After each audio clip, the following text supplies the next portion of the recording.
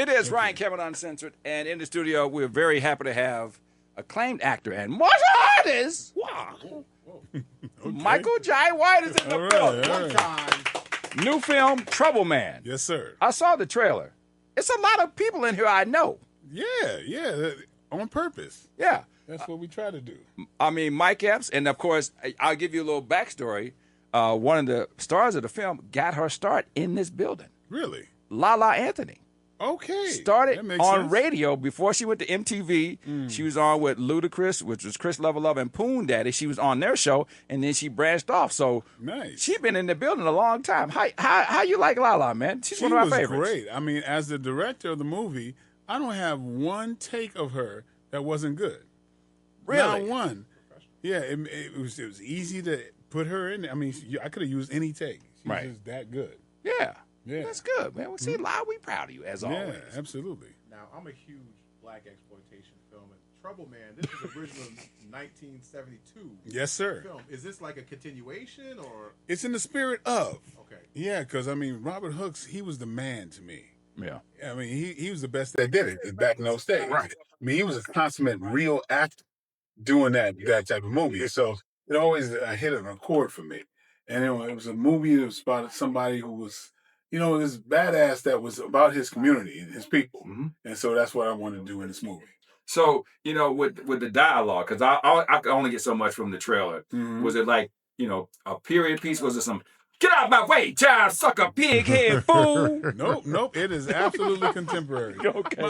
My character's a little bit of a throwback, the way he dresses a little bit. He's got that affinity for that that kind of throwback kind of quality. But no, it's contemporary. Okay. I'm going to ask I'll start off for Bonnie. We was like, hey, yeah, Michael Jai White and Method Man. She was like, Method Man? Mm-hmm. Method. How was it working with Meth, yo? Wonderful. I wouldn't have done the movie if it wasn't for him. Really? I mean, to be honest with you, I'm very influenced by. Back in the day, I was influenced by Fred Williamson and Jim Brown. Jim Brown was like a dad to me. Okay. And so, I wanted to. If I was Jim Brown in this, I needed my Fred Williamson. Right. Gotcha. And that was Meth. Got you. Yeah.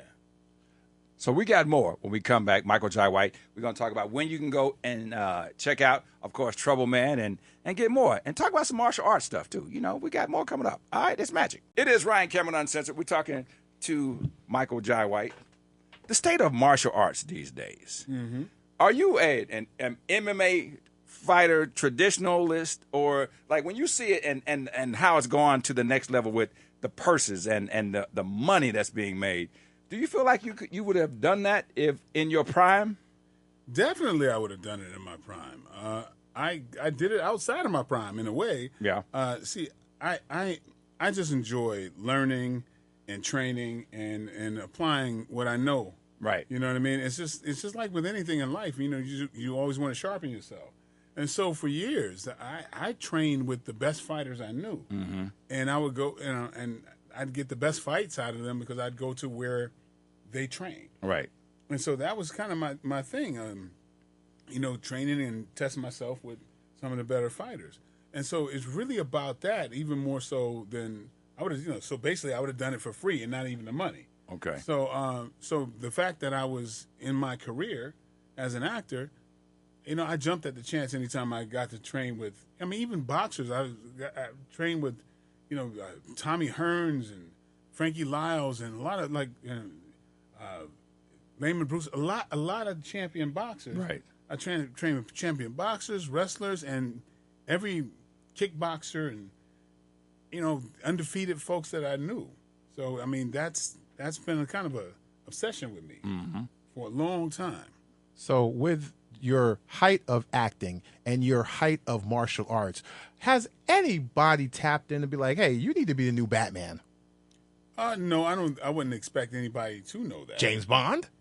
No, I don't even think about that type of stuff because there's the people that are in charge of that kind of stuff are people that I don't expect to even see me that way. It's kind of like, I don't know, man. There's there are certain people that they like to cast that wouldn't be like my type. I think. You know what I mean? Because I'm I'm not what you call a non-threatening type. You know what I mean? But neither is any of the Batman characters. Let's put it like that. You're talking about white characters. Yeah, right? But that's what he's talking about. But we still need.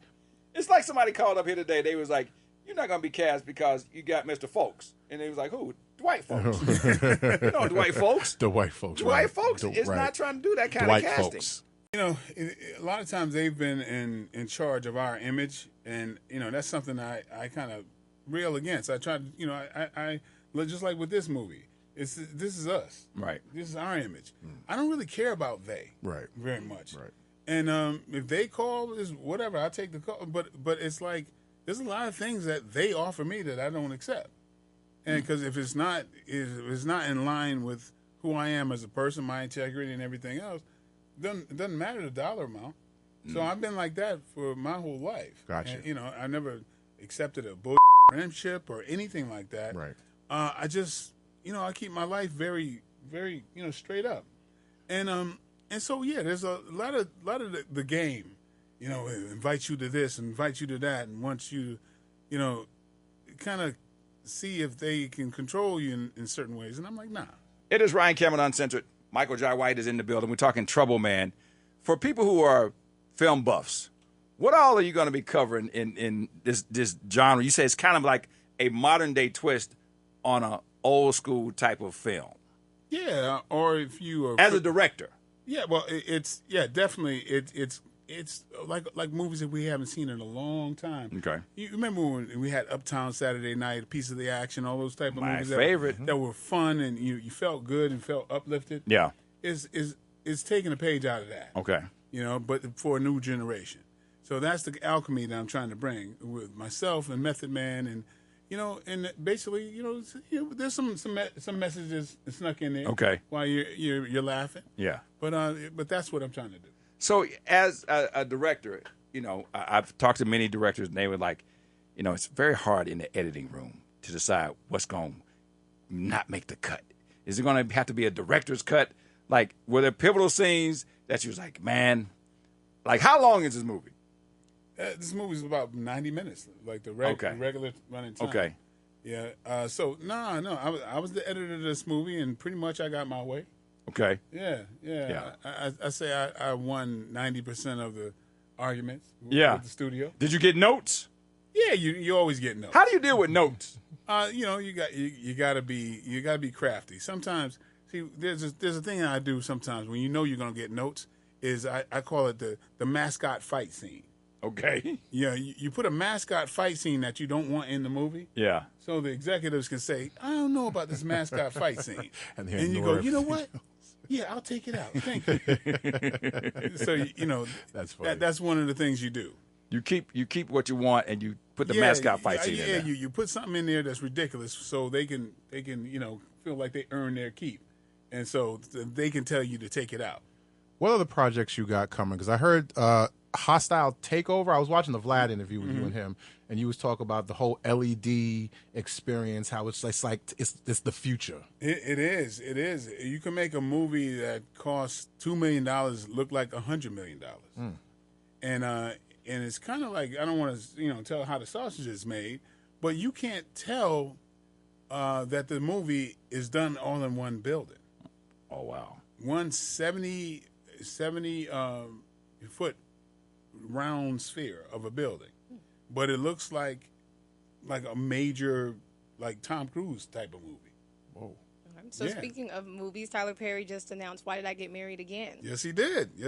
So are we going to see Marcus show up again? I think you just might. Okay. I read it last night. Oh, let's see that. Breaking news. Breaking news. Okay. Breaking One news. time. Yeah. So you're doing it. Well, yeah. When he read the script. You're doing it. Yeah. Well, I mean, this is what Tyler posted. Wait, why did I get married again? Yeah. So he posted this. So now I feel like I could talk about it. Oh yeah. There you go. It's out there. It's out. Yeah. So So you knew about it. I wasn't gonna say nothing until you said it.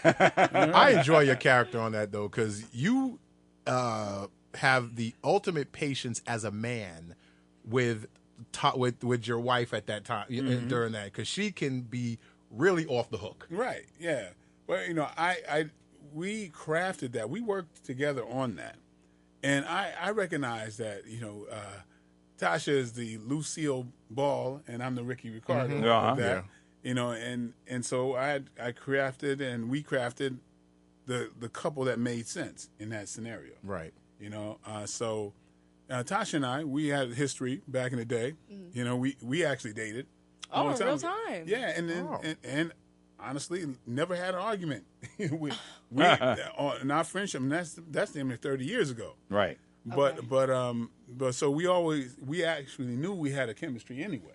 So was it was it real. not awkward to be filming with somebody that you've previously Not dated? It's and the broke up? opposite of awkward. Okay. Yeah, especially natural. when you never had a beef with each other. Right. Mm-hmm. Okay. And so you just take what was natural and that what was familiar and just like apply it. Yeah. So I was we both were young at the time. So Yeah, you Well, said no, 30 that's years what it ago. is. Yeah, it was a long time ago. Yeah. Yeah. One final question. Give me your top 5 martial arts movies of all times. I want to see if I have any synergy with the great Michael Jai White. Okay, top 5 martial art movies is going to have to be Into the Dragon. Okay, we're done. All right. Ding. Hey, come on. That's my top. Okay, what else you Yeah, got? Into the Dragon. Personally, is Shogun Assassin come in there for me. Okay. That's I can quote that movie. Yeah. And then it's going to be probably The Raid. The Raid. Then, oh boy, now it gets a little tricky. It gets tricky. Yeah, we got 3. We 3 in. Oh shoot, man! The Raid. And the rest is going to be the rest of. Ong Bak. Okay. Bach, yeah. That's Ong good. Bak. And then lastly, I think it's going to have to be Return of the Dragon. Okay. Yeah. All right. Yeah. All right. Some good movies in there. Hey, man, make sure that you check out Trouble Man in the studio with us right now. Michael Jai White, man. It's a What pleasure, time? brother. Thank you. Michael, what platforms can we watch it on, and what day does it come I out? think there's a bunch of different platforms. It's going to be in the theaters, but I don't know which Okay. platforms they are, to be honest with you. I know it's Gotcha. on streaming. Okay. So, check it out, and I'm sure I'm going to be posting which platforms it's going to be on. There you go. But I think the major ones. It's magic. All right.